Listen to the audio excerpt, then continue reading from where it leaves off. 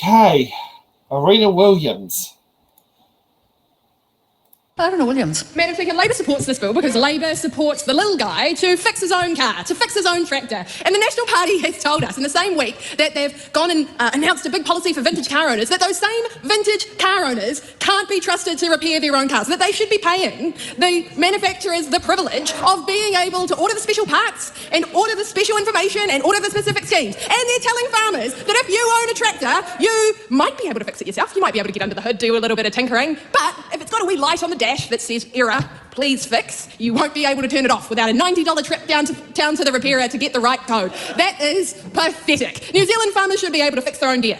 New Zealand small auto workshops and the mechanics in our towns should be able to fix your car for cheap and not have to go to the manufacturer to get an expensive, worthless code. This is a good bill, because it opens the door to fixing all of these problems. This is a good bill because it recognises the Kiwi ingenuity involved in actually getting out and fixing our things and saving waste, because there are thousands and thousands of people fixing up their toasters down at Kirkpatrick, they're fixing up their vacuum cleaners already, but they're struggling against the very manufacturers who want to stop them from doing that, because a wasteful, throwaway economy is more profitable, and the small businesses who are in the business of fixing those things can't get ahead. You know, there are 8,000 small businesses in the business of aftermarket auto repairs around this country. They are a struggling industry where young people aren't getting into auto workshops because they cannot buy in for the capital requirements, and it is a skill that is rapidly declining as skilled auto engineers and auto workshop mechanics cannot get qualified to do that work. That's a hard job. You know what makes it much harder? When big corporate giants require those small mechanics to pay them $160 for the privilege of fixing up the car they already knew how to fix up.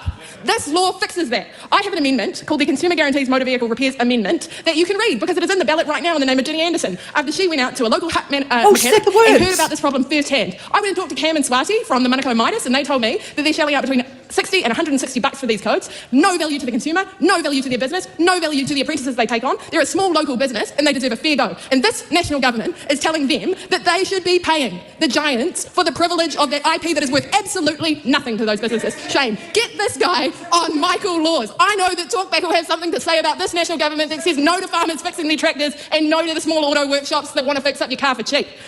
Can I tell you, Madam Speaker? Hold on. That's an endorsement.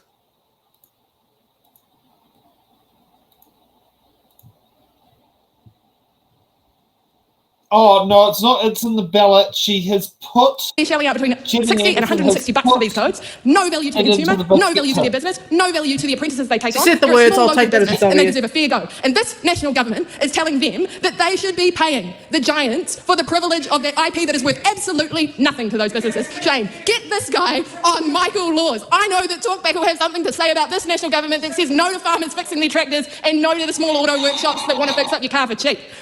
Can I tell you, Madam Speaker, that I really have appreciated working with the small auto aftermarket repairers in this bill. It is a useful amendment that Labor has got ready to go because we back them. We back those 8,000 businesses that are rapidly facing declining market as big manufacturers get into aftermarket repairs and try and eat their market share. That is a problem. It is anti-competitive, and it is large overseas corporates eating up small businesses that are owned by mums and dads in our community. Auto Shop in Manukau has been operating for 28 years. They can't find local young mechanics to take on that work because they are paid more at the large global auto manufacturers. At the same time, their working conditions are eroded. They are not affording the same kind of training and professional development to these young guys. That is a shame, because their mums and dads in this business can't continue to train up the people that they need because their margins are getting eaten up by those big players. If this government was serious, it would say yes to the right to repair bill. It would send it to the select committee so Labor can make the amendments it needs for cars and New Zealand First can make the amendments it needs for tractors. We back the little guy. National does not.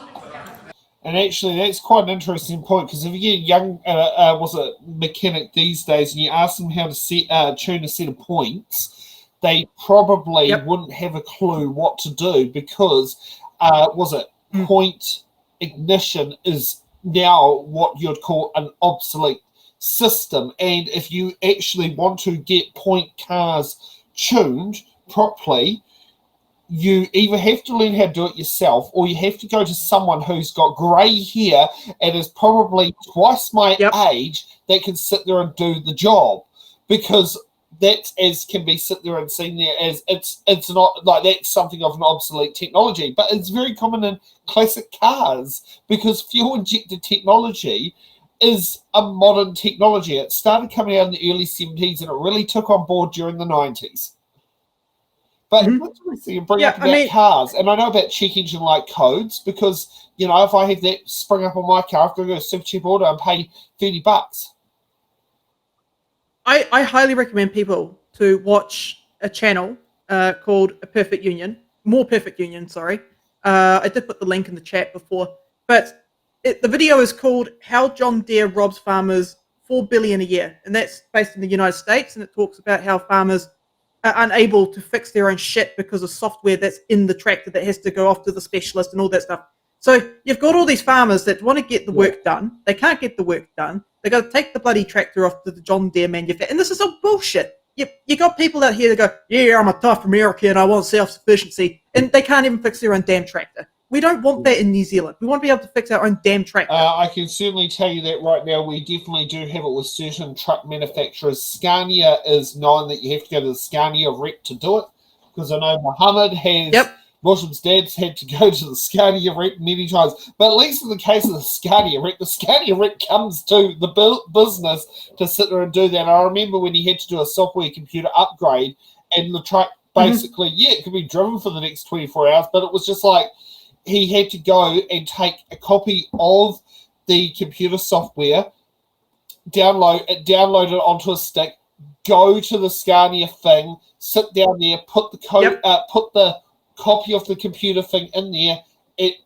The Scania finds out the missing patches, updates the things, and sent it back. And it was a 24-hour process, and that was solely computerized.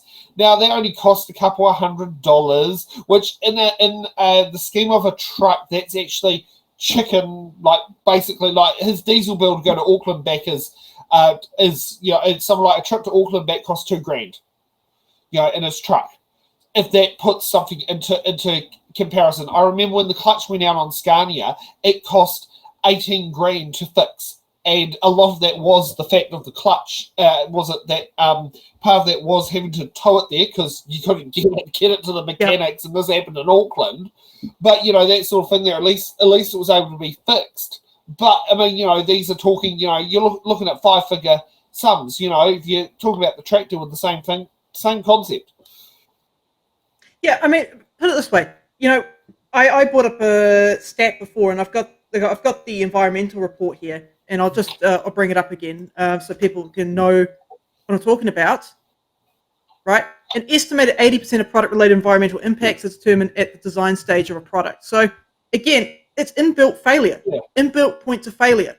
So corporations are like, oh, well, hey, the person who owns the truck, they won't mind giving a couple $100 for a problem we built into the machine. That didn't have to be there. It's just there for shits and giggles, so we can make a profit. A car with what do you call it? One of the normal spark plug gaps, which doesn't make the car run any better. It actually makes it run worse. No, it's just built-in points of failure. It's designed to make the consumer spend more money. Yeah, I mean, and it's something that's probably can be. Thanks for watching. Make sure you're subscribed to our Facebook, YouTube, Twitch, Instagram, TikTok, News Guide, the Order Paper Podcast. YouTube, Twitch, Instagram.